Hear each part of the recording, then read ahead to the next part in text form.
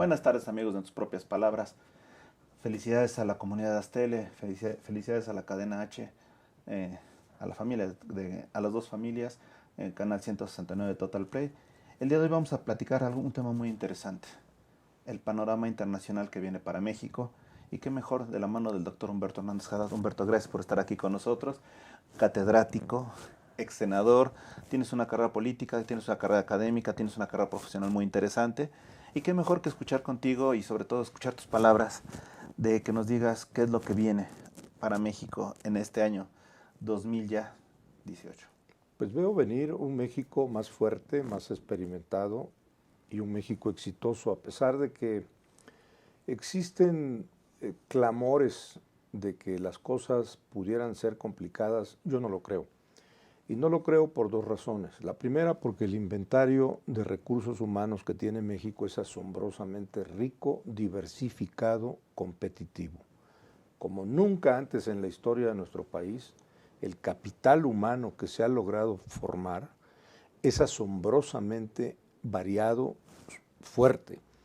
Tan fuerte que si la tendencia a no aprovechar ese capital humano persiste, terminará siendo México una plataforma de exportación de talentos hacia otras economías que decidan aprovechar a mexicanos que se han preparado y que si no encuentran oportunidades en su propia patria las buscarán en el exterior. Pero no creo que eso llegue a ocurrir dentro del fenómeno general de intercambio entre países.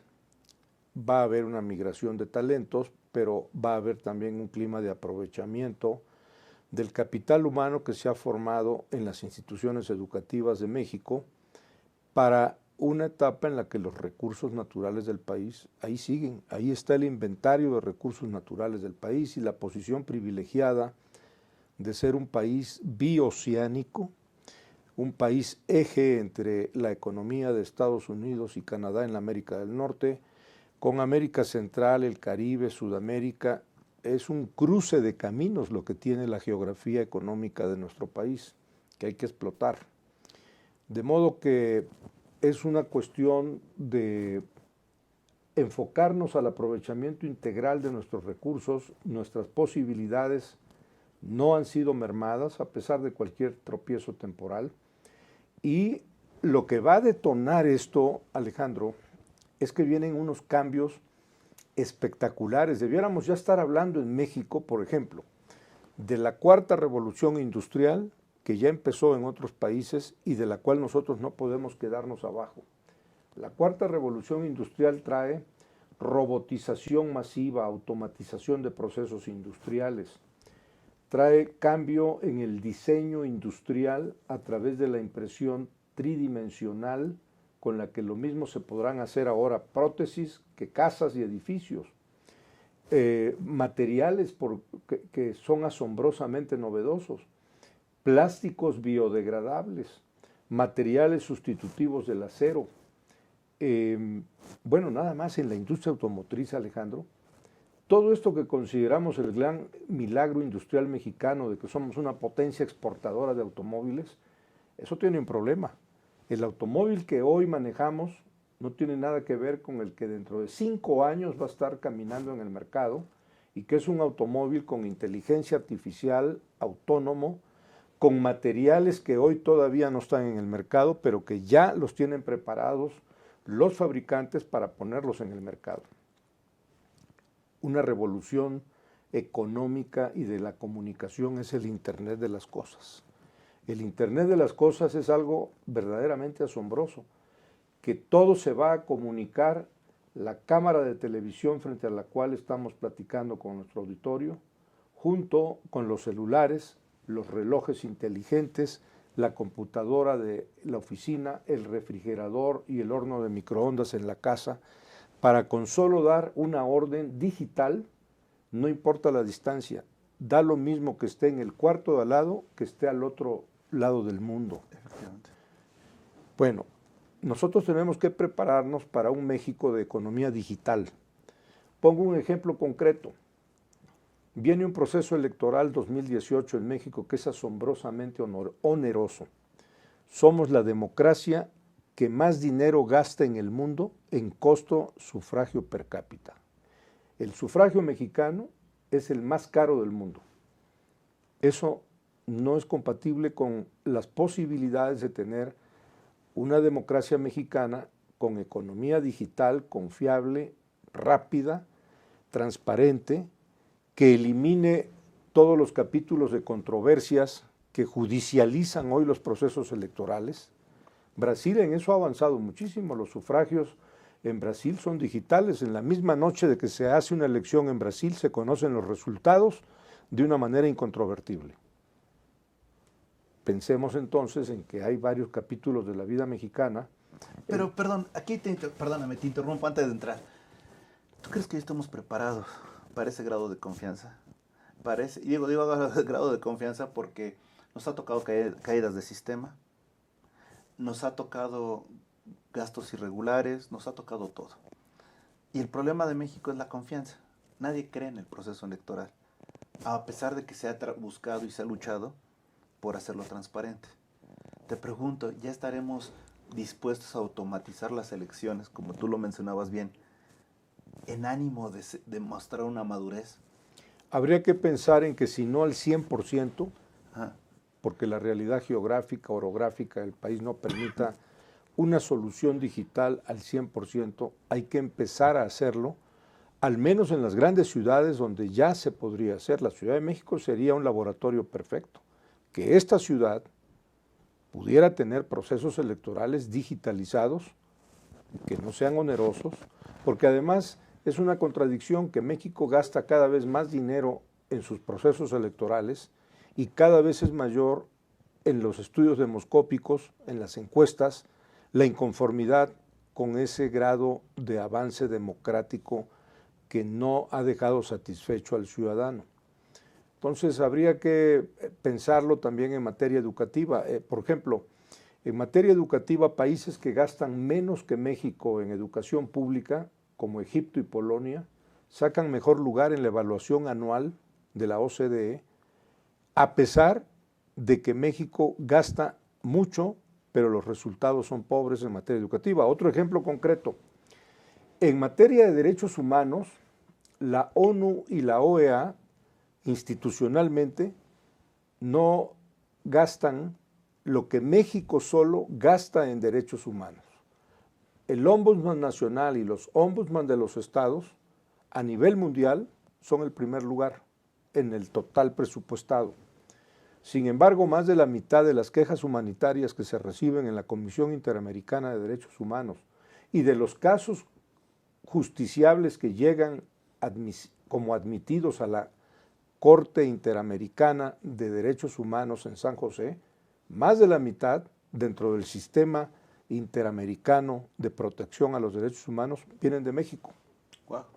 Entonces, tenemos que vernos en el espejo de la realidad sin sobresalto, con optimismo. Además es un año bonito, el 2018 debe ser un año de optimismo nacional y de reconocernos como un país inmensamente privilegiado, rico, con muchas fortalezas, incluidas las de tener que aprender de lo que no hemos podido hacer bien.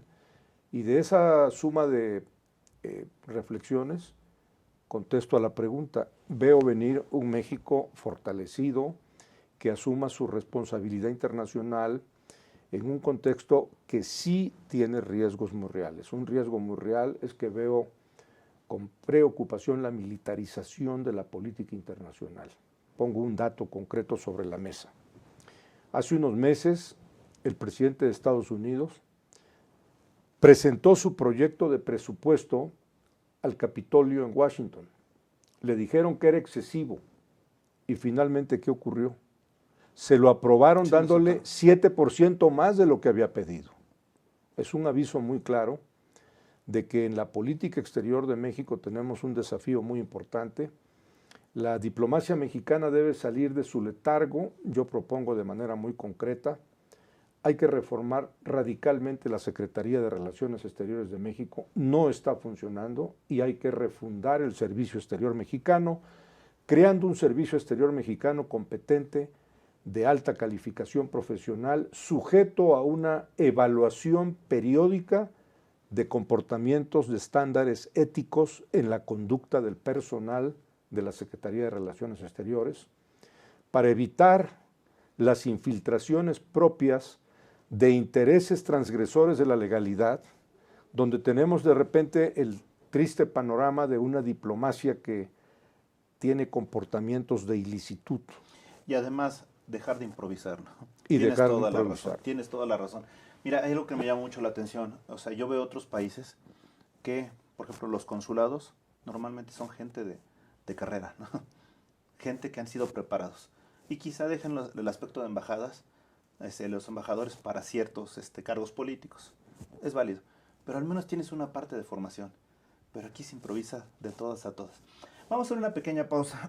Y al volver yo te preguntaría, retos frente Tratado de Libre Comercio, TPP y sobre todo Alianza del Pacífico y entre otros convenios. ¿Cuál es el contexto? Sobre todo, ¿cuál es el actuar de México? Excelente. Hacemos una pequeña pausa, volvemos. Estamos en tus propias palabras.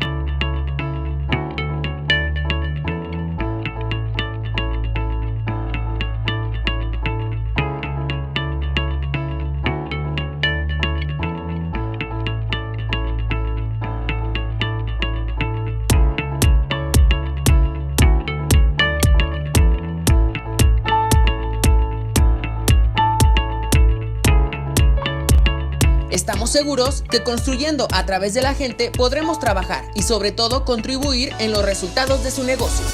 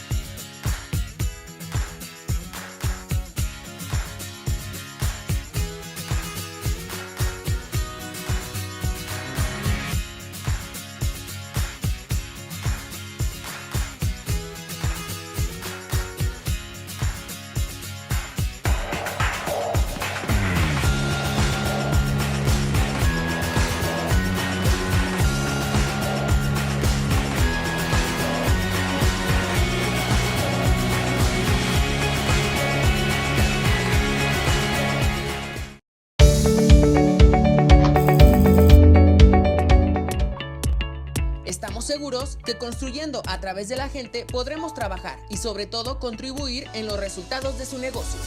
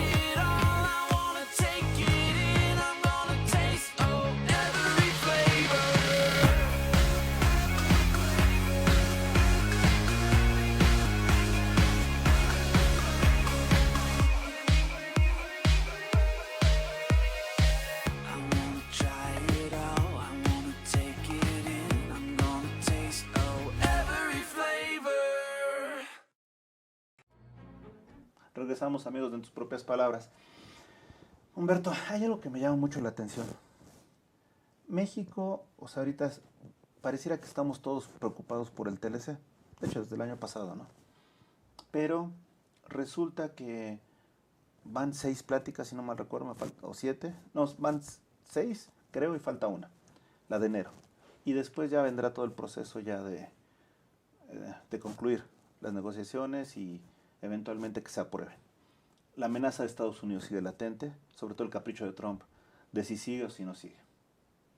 Pero en este contexto internacional, de repente, hoy en la mañana, realmente se confirma el interés de Gran Bretaña por participar en el TPP. Algo que ya eran 11 miembros que de alguna manera lo veían con una incredulidad de que no iba a salir, de repente se sume Inglaterra. El interés de Inglaterra, y con esto parecería que, pues, que es contradictorio al Brexit, ¿no? Se salen de uno para entrar a otro donde curiosamente ni siquiera son del Pacífico. Y después de eso, hemos tenido aquí en el programa y en otros foros el interés de casi todos los países con los que tiene México tratos comerciales, que digan, oye, pues vamos a eficientarlo, ¿no? Vamos a trabajar más. En ese sentido, yo te pregunto, ¿qué depara para México? ¿Cuál es el actuar realmente de México? ¿Qué debe de hacer para beneficiarse de toda esta coyuntura internacional en materia de negocios? Es una excelente pregunta porque no debe sorprendernos que Gran Bretaña haya decidido entrar a ser parte de la negociación del Tratado Transpacífico por una razón. El país occidental que más experiencia histórica tiene en el comercio y las finanzas con Asia es Inglaterra. Pues ellos desarrollaron Hong Kong, que es el principal centro comercial y financiero en Asia. Y la historia sí lo dice, ¿no? Y lo desarrollaron con un éxito asombroso. El faro del comercio y las finanzas en Asia es inglés, nació en Hong Kong. Ahora, ¿y por qué no pensar en algo verdaderamente innovador, Alejandro? ¿Por qué no analizar en la ecuación costo-beneficio internacional que México vaya desde ahora considerando la posibilidad de que el Reino Unido sea parte de un tratado de libre comercio para la América del Norte? ¿Por qué tendría que ser el Reino Unido parte de una negociación, de un tratado de este lado del océano, si el Reino Unido está en Europa, al otro lado del Atlántico? Pues por una sencilla razón. ¿Quién es la jefa de Estado del Commonwealth? ¿Quién es la jefa de Estado de Canadá? Es la reina. Claro. ¿Quién es la jefa de Estado en Belice con quien tenemos frontera? La Reina. Estamos más cerca del Reino Unido de lo que muchos han creído ver en el mapa, midiendo con una regla cuántos kilómetros hay al otro lado del Atlántico. No, el Reino Unido está en Belice y está en Canadá con nuestro socio canadiense. De modo que además hay una relación histórica que permitiría comenzar a entender que no solo ya hay que negociar el intercambio de mercaderías, hay que ver patentes, transferencia de tecnología, la bursatilización de las empresas. Un factor muy importante por el cual el Telecán entró en la arteria, en la aorta de la economía mexicana, es que todas las empresas que cotizaban en las bolsas de valores, empresas mexicanas, de inmediato por el solo hecho de estar dentro del país que suscribió un tratado de libre comercio con Estados Unidos y Canadá, tuvieron una apreciación formidable en el valor de sus activos. Claro. Independientemente de que estas construcciones jurídicas, que son los tratados para materia comercial, financiera, le dan un marco de certidumbre a los inversionistas y a las operaciones día a día que permiten aumentar de inmediato el valor de esas operaciones. No es lo mismo que una operación económica se haga en un contexto de volatilidad, de no se sabe qué va a pasar a la mañana siguiente, a que se sepa cuál es el curso establecido, institucionalizado de una relación comercial y financiera.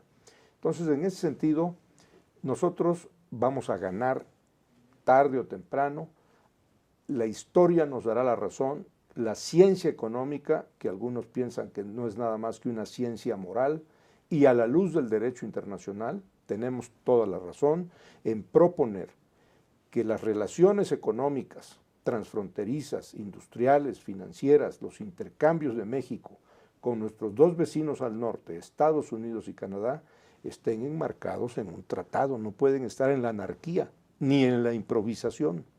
Es mal negocio para todos dejar cabos sueltos a ver si espontáneamente alguien tiene una ocurrencia de un día para otro. Se requiere un marco jurídico llamado Tratado de Comercio. Yo tengo como una experiencia inolvidable que, siendo diputado federal en la 51ª legislatura, llegó como miembro de esa legislatura don Antonio Carrillo Flores.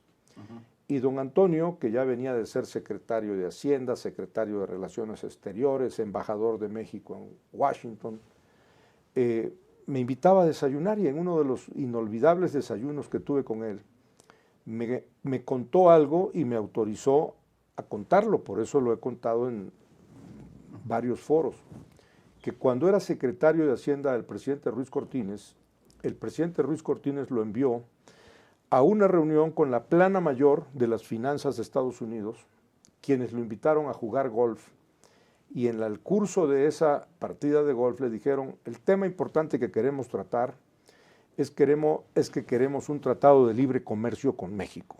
Estados Unidos y México necesitan ya tener un tratado comercial. ¿Eso fue en los 80-86? No, siendo presidente don Adolfo Ruiz Cortines. Okay. Y que don Antonio Carrillo Flores, al entender que lo estaban llevando a una pregunta tan importante como era la de definir cuál iba a ser el criterio del gobierno de México sobre iniciar la negociación de un tratado comercial, acertó en decirles: y ciertamente lo vamos a llegar a tener, pero tenemos en este momento algo sin contestar. Ni ustedes me han dicho aquí, antes de salir al campo, cuántos puntos de ventaja me van a dar en el juego, porque yo no juego al mismo nivel que ustedes juegan golf. Mi hándicap en el golf requiere que me den unos strokes de ventaja. Y tampoco le han dicho al gobierno de México, en cada rama industrial y en cada sector y en cada región, cómo vamos a hacer la lista de puntos de ventaja, porque si piensan que la economía mexicana se puede subir a jugar al mismo nivel que ustedes, no sería justo. Y que jugaron 18 hoyos plácidamente, coincidiendo en que tenía razón don Antonio Carrillo Flores. Hay que definir primero, por productos, por ramas, por regiones, porque no se puede hacer una regla que sería injusta de cómo imponerle a una economía que tiene un grado de desarrollo superior, donde hay una relación asimétrica, condiciones que serían injustas y desventajosas. Sí, te comentaba ahorita porque, por ejemplo, cuando salió el libro de los 20 años del TLC, hablaban de que el aspecto más, o cuando dio el boom más fuerte de hacer un tratado de libre comercio o un acuerdo comercial, se hablaba mucho de Miguel de la Madrid, que era la transformación de una economía cerrada abierta, ¿no? Por eso que te lo decía, pero tienes razón, desde los 60 se está mencionando. Cuando el licenciado Miguel de la Madrid fue presidente, yo era senador y me tocaba presidir la Comisión de Relaciones Exteriores del Senado, de 82 a 88.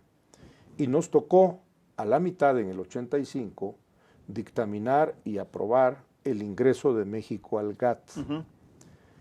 Yo sé que el argumento de quienes querían un México que se defendiera un poco más para no ingresar a las reglas de comercio abierto tenía fuerza política. Me ha contado Jorge de la Vega Domínguez, quien fue un testigo privilegiado porque era el secretario de Comercio en el gobierno del presidente López Portillo, que cuando se discutió en el sexenio del presidente López Portillo la posibilidad de ingresar al GATT y se rechazó, a él fue a quien el presidente le pidió que hiciera en el gabinete por escrito en una cédula sí o no. Y por un voto se dijo no y se difirió para el sexenio siguiente. El siguiente presidente fue el licenciado Miguel de la Madrid, y en 85 dictaminamos y aprobamos en el Senado el ingreso de México al GATT. Ni es bueno ni es malo. Al final de cuentas, yo como ex senador y estudiando en estos años el comportamiento de la economía mexicana diría, era peor quedarnos fuera de la disciplina competitiva de los mercados abiertos, nadando en la autocomplacencia, cerrados a la realidad económica del mundo. Unos pocos años después, se balcanizó la Unión Soviética, cayó el muro de Berlín, China se vuelve la Dalit del libre comercio. Claro. Bueno, y Estados Unidos se invierte en los papeles. Claro. En Estados Unidos surge una tendencia aislacionista, neoproteccionista, y China lanza ahora un programa en 73 países para invertir $1 trillón en infraestructura para abrir la ruta de la seda. Bueno, estos cambios tenemos que verlos como oportunidad. Y tenemos infinidad de argumentos para ser un país central, axial, en esta transformación del mundo. Fíjate, Jorge, que a mí me llama mucho la atención ahorita de lo que estamos platicando. Tú reflejas conocimiento. Y curiosamente estaba la otra vez leyendo unas tendencias de los representantes públicos, concretamente diputados y senadores. Y curiosamente, la crítica es que lo que menos reflejaban era conocimiento. Yo sé que vamos a hacer una pregunta fuera de contexto, pero te pregunto, ¿dónde quedaron los grandes hombres de conocimiento que antes nos representaban popularmente? Ahogados por un sistema que se ha corrompido en la mediocridad. Está prohibido mostrar fortaleza intelectual y, peor aún, mostrar fortaleza moral. Ese es el drama que está viviendo nuestro país. Y es que me llama mucho la atención eso porque, por ejemplo, yo tengo cierto morbo para ver el debate y ver cuál realmente va a expresarse con ideas concretas y congruentes. Bueno, se necesita también, Alejandro, tú eres jurista, ves tanto la parte de la economía internacional que tanto te gusta, como el rigor de la normatividad jurídica a la que te tienes que sujetar. Perdón, Jorge, perdón, Humberto, vamos a hacer una pequeña pausa y regresamos con este mismo tema. No se vayan.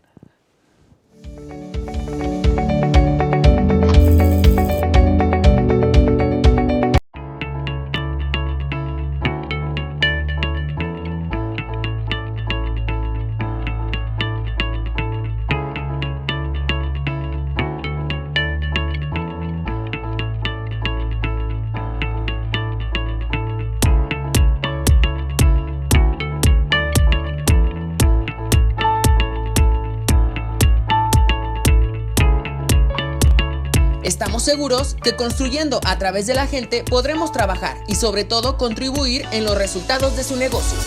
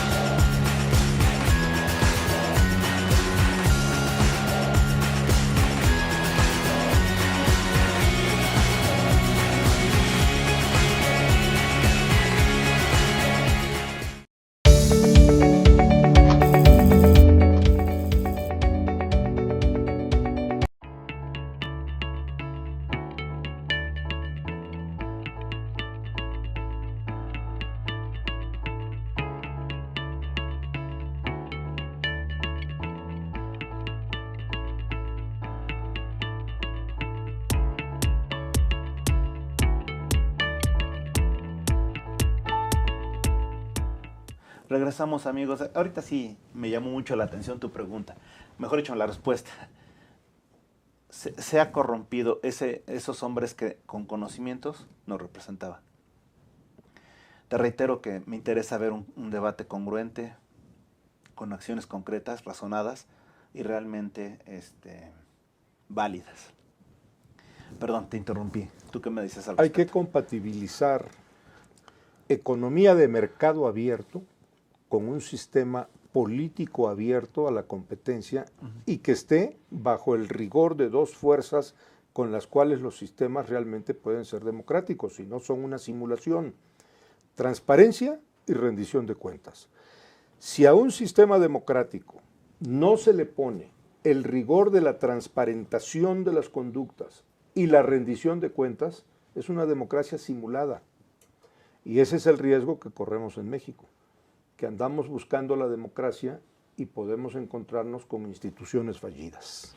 Y fíjate qué curioso, ¿no? Porque la historia va a reflejar que este fue el sexenio anticorrupción, por las leyes que se emitieron, por las iniciativas que se presentaron, aunque curiosamente las redes sociales y la realidad manifiesta lo contrario, ¿no?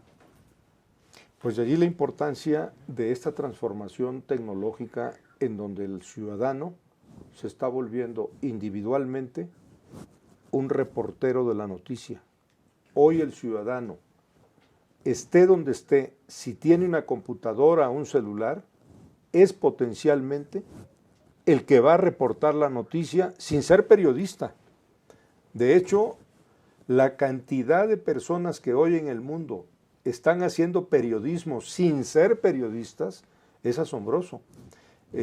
Platicaba hace poco de una anécdota del periodista tabasqueño, fundador de la revista Siempre, José Pajés Yergo, que dijo un día: he descubierto que en México ya se hace chocolate sin cacao y ya también hacen periódicos sin periodistas.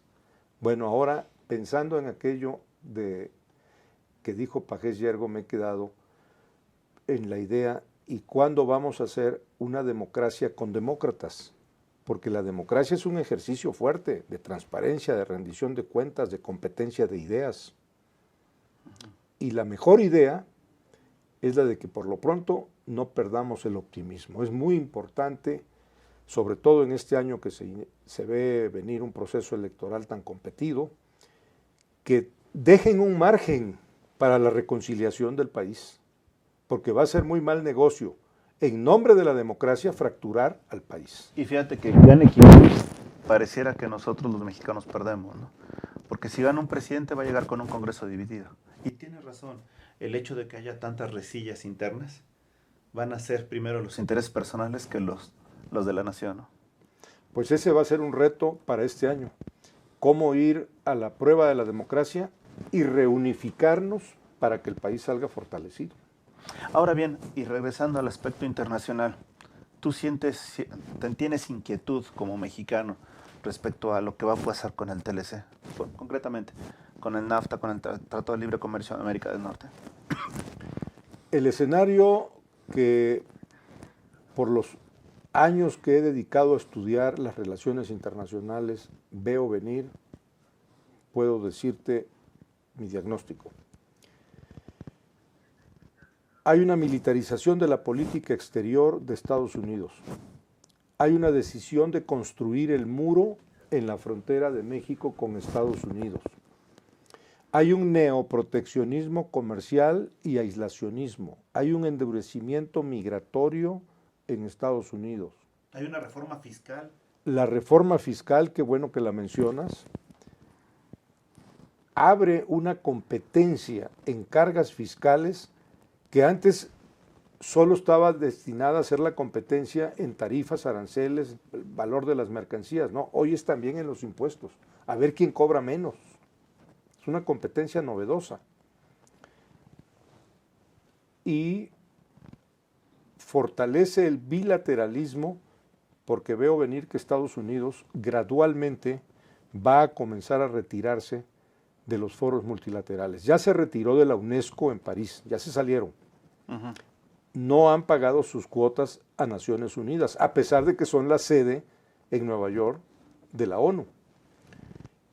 Probablemente tomen algunas medidas que vayan recortando el multilateralismo para obligar a tener pactos bilaterales, que es lo que ha adelantado la administración Trump.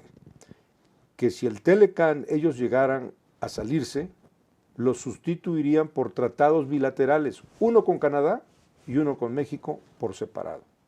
Pero ¿y el trato de la nación más favorecida?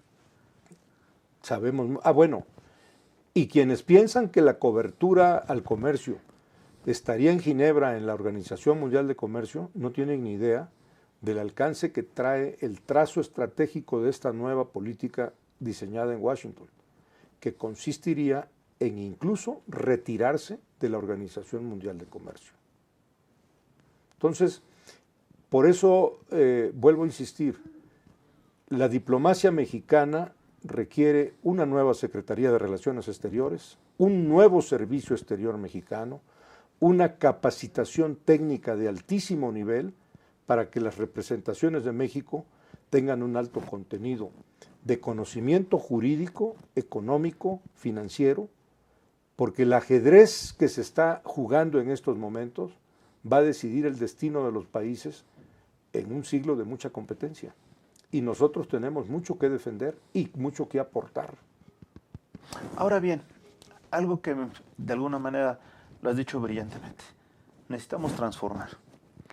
Pero por mucho que quieras transformar una dependencia, como es la Secretaría de Relaciones Exteriores, tiene que haber una política amplia, congruente con esta transformación. Sí, y déjame decirte, lo de Relaciones Exteriores no funciona si no se hacen dos reformas radicales a fondo.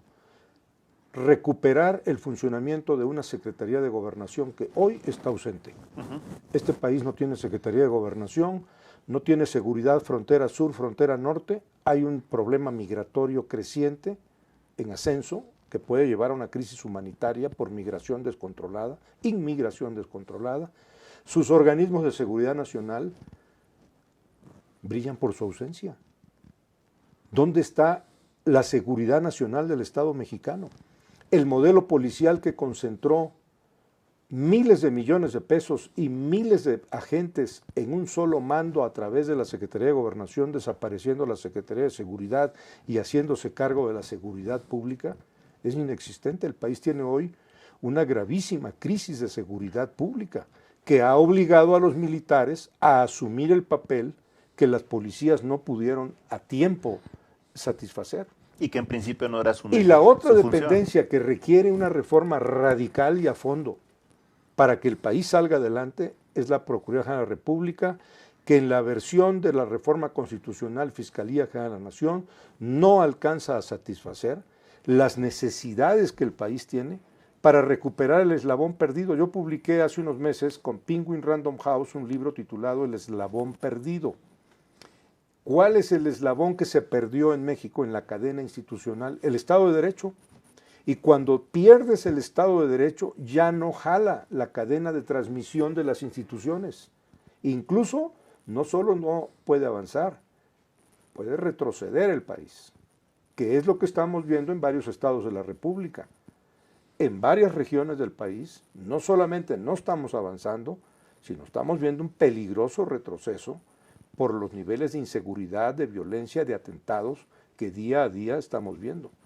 De manera que el camino es muy claro, vamos hacia adelante, pero vamos saliendo del autoengaño en que hemos creído que hemos estado avanzando y solamente se está simulando. Ahora bien, cuando hablas de reformar estas tres instituciones, yo te preguntaría, ¿viene con eso con otras mucho más reformas, ¿no?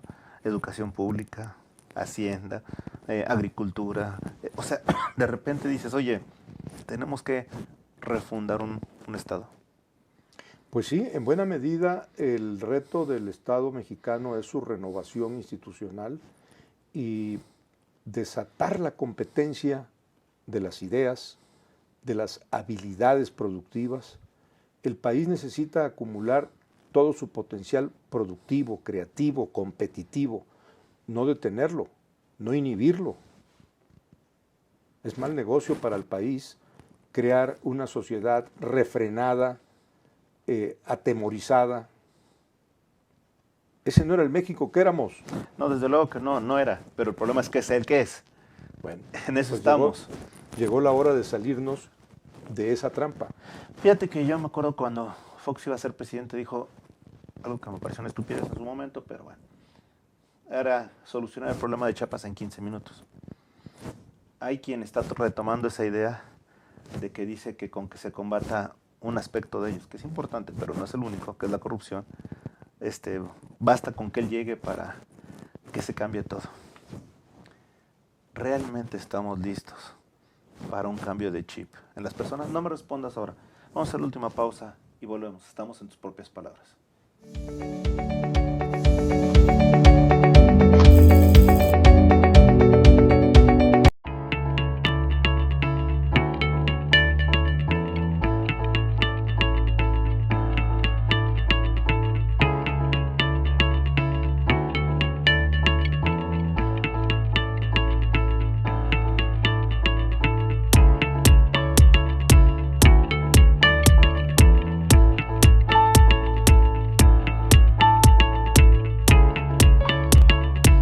seguros que construyendo a través de la gente podremos trabajar y sobre todo contribuir en los resultados de su negocio.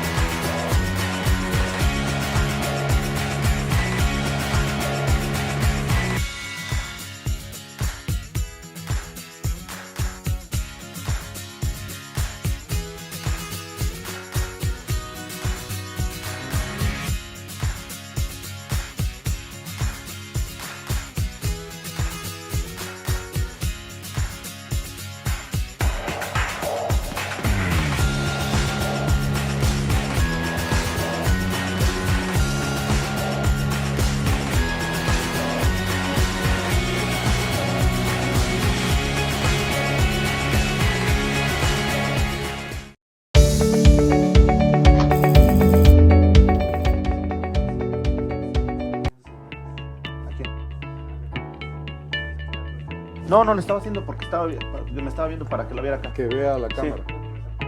Sí, ya estamos regresando. Regresamos, amigos, de tus propias palabras. Fíjense que es muy padre platicar de este tema tan interesante que es México, y más con un experto, el doctor Humberto Hernández Haddad. Humberto, te reitero, cuando llegó Fox a la presidencia con tal de ganar, dijo algo que me pareció temerario. Iba a resolver el conflicto de Chiapas en 15 minutos. En este caso, hay quien especula que llegando a la presidencia se va a acabar el verdadero problema, la corrupción, que es parte del problema, no es todo. Yo te hago la pregunta, ¿crees que como mexicanos podamos, primero, manifestar, hacer esa declaración pública tan irresponsable? Y por el otro lado, como mexicanos, seamos tan crédulos de creer eso.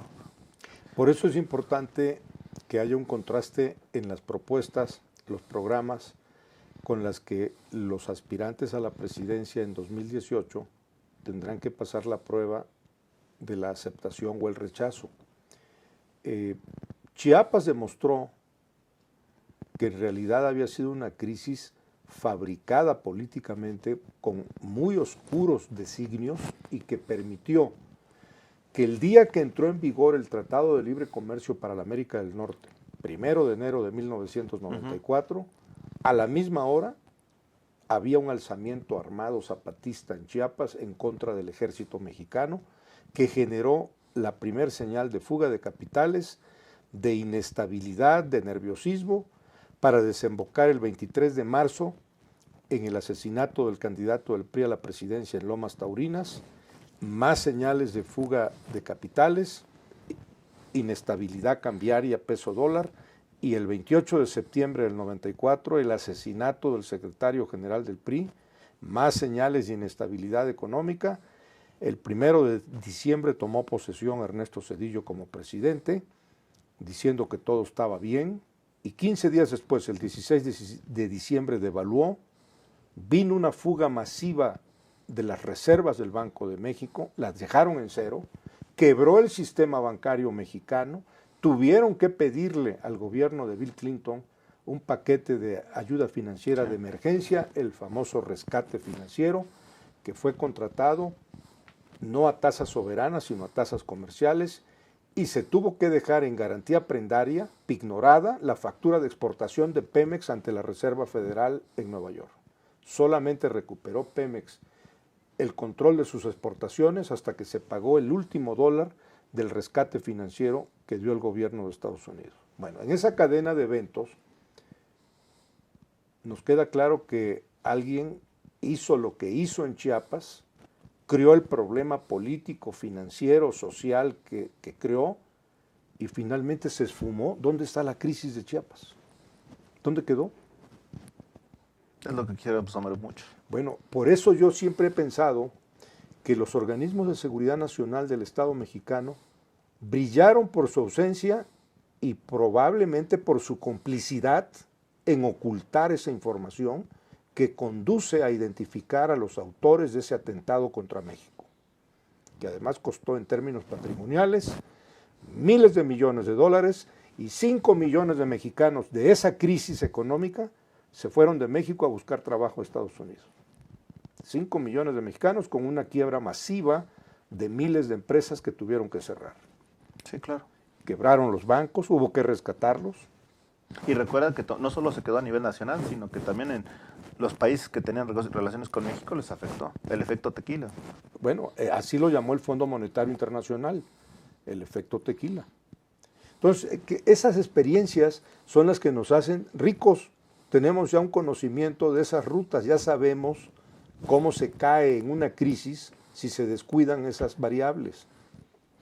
Pero fíjate que me da la impresión de que nuevamente viene un año muy difícil y ojalá tengamos la madurez para tomar la mejor decisión como país.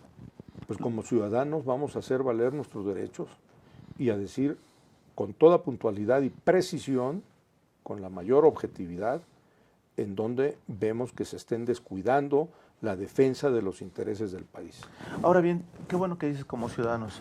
¿Tú qué le sugieres a los ciudadanos que vayan a tomar una decisión en las elecciones? Estar bien informados, objetivamente informados, porque hoy afortunadamente ya es muy difícil ocultar la información. La revolución de la informática, las redes sociales, le ha dado al ciudadano un acceso donde lo único que hay que cuidar es la calidad de la información, porque estamos viviendo un fenómeno tramposo, la posverdad y los fake news. Sin duda. En esa trampa, que es verdaderamente, ahora sí que una verdadera innovación en la manipulación social. Y que hay alguien detrás de él. La posverdad, en donde se viene a descubrir que lo que se creyó que era la verdad, no era la verdad porque existe una posverdad. Claro. Y seguramente ya actuamos en base a la información falsa que tuvimos. Chiapas es un ejemplo perfecto de lo que será la posverdad y ya han pasado 24 bueno, años. ya con estos 24 años. Se acaba de cumplir antier 24 años del alzamiento armado del ejército zapatista en Chiapas. Y a 24 años todavía estamos esperando conocer la verdad de quienes diseñaron esa crisis que tuvo un efecto, un impacto negativo profundo en la economía y en la gobernabilidad de México. Sin duda. Y fíjate que hay algo que me llama mucho la atención. La gente lucra con las necesidades. Hoy por hoy hay gente que ya está lucrando con la inconformidad que existe. Claro. Y cuando lucras con esa inconformidad, lo más seguro es que plantes una semilla de odio. Te pregunto, o sea, realmente, ¿es el México que los mexicanos necesitamos y valemos y que merecemos? Nos devaluaría como país entrar a un ciclo tóxico que envenene la relación de los sectores sociales, productivos, gobernantes, gobernados. Hay que depurar la atmósfera del país. Y ahí juegan un papel importantísimo los medios de comunicación, las universidades, el sistema educativo, los gremios organizados. A mí me gustaría que los gremios organizados, por ejemplo los colegios de economistas, comiencen ya a emitir una opinión que tienen la obligación de dar como colegios en lo que se refiere al modelo macroeconómico en el que estamos, cómo adaptarlo a las nuevas realidades, cómo darle certidumbre. Los colegios de abogados en materia de seguridad, hay un gran debate sobre la ley de seguridad interior y el papel de las Fuerzas Armadas en materia de seguridad, sin dejar de desconocer el esfuerzo que han hecho las Fuerzas Armadas, también reconociendo que hay una nueva arquitectura jurídica global a través de tratados y convenios, especialmente en materia de protección a derechos humanos y control jurídico que evite excesos de policías y fuerzas armadas, abusos de poder en perjuicio de las poblaciones civiles, y que hay que reconciliar nuestro orden jurídico interno con una realidad global que no podemos desconocer, porque además nos hemos adherido a ella. Somos suscriptores de tratados y convenios de vanguardia. México en eso es realmente una potencia jurídica. Por tratados no hemos parado. No. Es más, nadie nos gana. No. Finalmente, Humberto, el tiempo a veces es cruel y ya estamos llegando a la conclusión de este programa. Yo nada más te pediría una última respuesta. Doctor Humberto Hernández Haddad, en tus propias palabras, ¿quién eres? Un mexicano de mi tiempo optimista, muy orgulloso de mi país, no tengo la menor duda del éxito de México en el siglo XXI. Perdona más una precisión. Has dicho de mi tiempo. ¿Tu tiempo cuál sería nada más para que la gente se ubicara? El siglo XXI. El siglo XXI, entonces el siglo XXI somos contemporáneos. Es el siglo de México. El siglo XXI es el siglo de la oportunidad de México. Y ojalá que lo veamos. Bueno, pues Ya ha sido todo. Estamos en él. Ha sido todo. Muchísimas gracias y hasta la próxima, amigos. Esto ha sido en tus propias palabras.